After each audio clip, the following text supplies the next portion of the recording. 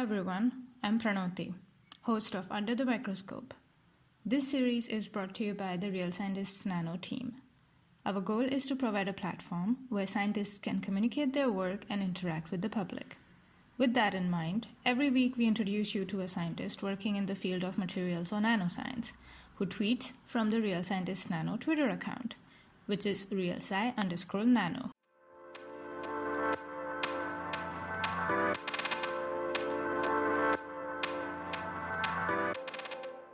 Hi everyone, I'm Pranoti, host of Under the Microscope podcast or vodcast or whatever we call it. And today we have with us Susi Seibt, who is a beamline scientist at the Australian Synchrotron, ANSTO, based in Melbourne, Australia. Hi Susi, how are you? Hi, good. I'm good. How are you?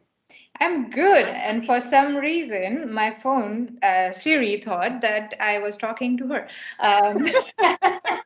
So sorry about that. All right, let's get started. So could you tell us about your science in super simple words, please? Yeah, so my science is literally all about nanotechnology because nanotechnology is everywhere. So from smartphones to COVID, rat tests, literally everything you touch in your life has some sort of nanotechnology in it. And it's really, really essential to understand the chemistry and the physics of nanomaterials that are in these products. And they are the reason why they work so well in whatever field they are. However, if you produce these nanomaterials, the reactions are often super, super fast. So it's a bit like this imagery of, you have the chemist with the two beakers and he puts them together. And then there's like a bang and the smoke cloud. There's usually not a bang in the smoke cloud, but for the imagery there is. And then something happens and we don't really know what. So usually when you're talking about kinetics, so that's what it is, the kinetics of a reaction, you have to take aliquots out of the sample, so little portions of it, and look at them under the microscope or in a whatever spectrometer. But that can be really tedious. And if you don't have much of the sample, it's even worse. So what I use is I basically use a miniature version of a full-on chemistry lab, so all the flasks and all the tubes you can imagine, on one little chip called microfluids, and I combine that with synchrotron sucks to look at the reactions at a super fast timescale. Fun fact about the synchrotron, we call it also the science donut because we're going around it. It's not as tasty as that, but it's we have a lot of fun there. Particularly down here in Australia. And so we can look at these reactions at like a nanoscale, even like nanosecond scale.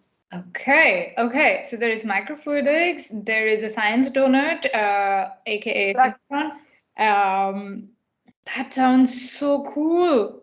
Oh my God, It is so cool. Oh my God. So do you like also fabricate these microfluidic channels, or do you or is your work more focused on what happens inside these microfluidic channels? Unfortunately or fortunately, how you want to say it, I did everything basically. So it's the system about it, which is the beauty and the pain of microfluidics, is that it is basically a circular feedback system, and it's quite instantaneous because most of the devices that you use are made from PDMS, so silicone, that most people know from things like breast implants or something, and they can be fabricated within a day. So basically what you do is you have a thought about, what you actually want to achieve, what kind of design you want, then you draw it in like some CAD drawing program of your choice. And then often you can make so-called wafers yourself. So it's basically the mold with your structure. You develop them in a clean room under under yellow light actually. It's a whole process in that takes maybe like a day, and then you can reuse this mold and pour your PDMS on and cure it and peel it off and fabricate your chips, and then test them and can go basically from that step back to your design step and see if you need to make improvements, if you need to make adjustments, abandon the whole design. Happens quite a lot to me, and then go back and forth. For using it at the synchrotron nowadays, so I did that during my PhD a whole of a lot. And then nowadays, because polymers in general, PDMS particularly, is really bad in combination with X-rays. I was about to ask that. Yeah, like plastic in general. So I often, for initial testing, use so-called hybrid devices. So I insert a cut-off glass capillary, which is open on both ends.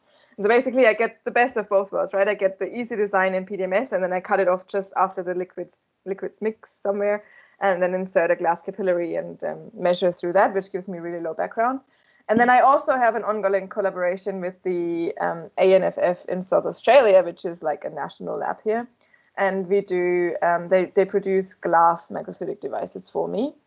And then a few of my collaborators do microfluidics, and they produce their own devices of various materials. So we have like some really crazy ones. We have some really easy ones, although microfluidic is really never easy, but you know, all the fun things.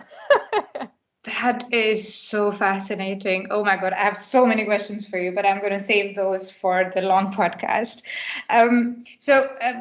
Susi, your research definitely is super interesting in multiple different projects, and I cannot get over the science donut analogy.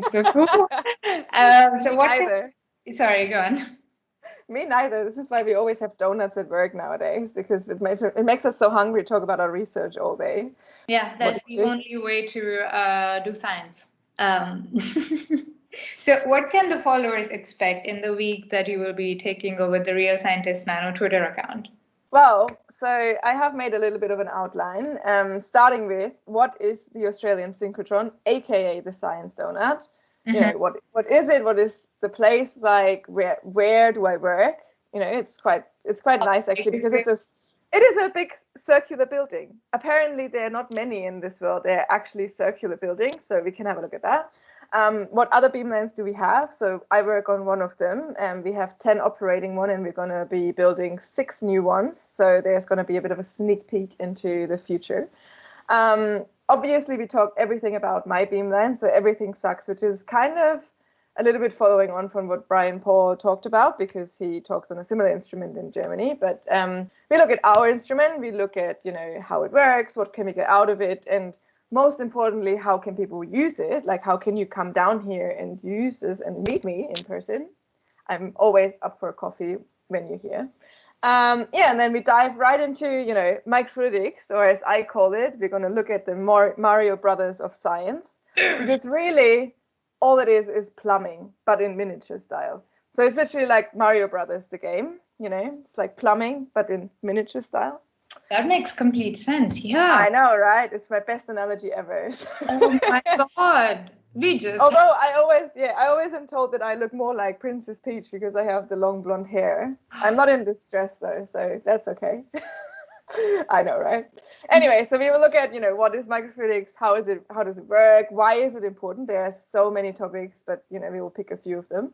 And what do scientists use it for? So, you know, there are some applications already that are very important and very interesting. And then I guess we're going to like follow on from that and combine everything and look at my specific research. What did I do? Looking at nanoparticles, hence the nano under the, as I call it, under the magnifying glass. So we look at, you know, reaction kinetics of that. Also, maybe some applications of that and some other research I'm lucky to be part of, because as a beamline scientist, you're part of several research teams and several research projects. So I have a lot of really cool science going on with that. And also, you know, the job of a beamline scientist. I mean, the person is as much worse as the instrument. So, you know, it's a cool job. And I think people don't really understand what we're doing all day. So you get a sneak peek into that. And then I've got some real cool things coming for you, because on the Saturday when I'm curating, I'm going to run a half marathon through the bushlands along the coast of Melbourne. So I'm going to take you out with me in the bush and show you a little bit of the beauty of Melbourne's outskirts down the coast, the surf coast, and talk about the science, obviously, of it, you know, and the reason why I'm here, which is why I did a joint PhD, so you will get a little bit about that.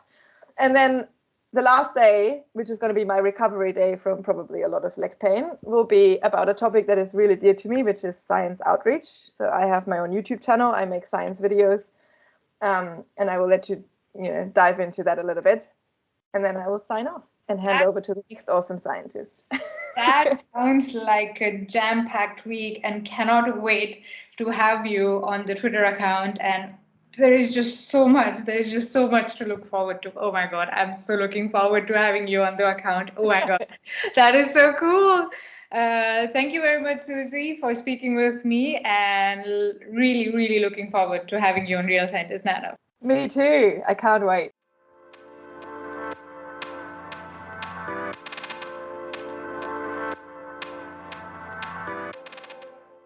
Thank you for listening. I also want to thank my team, Johanna, who is our news editor and curator liaison, Swenya, who is our podcast engineer and curator liaison, Lucia, who is our media and website coordinator, and myself, Pranoti, being the owner of the Science Talk and host of Under the Microscope. To know more about us, visit our website, thesciencetalk.com, and follow us on Twitter at realsci_nano.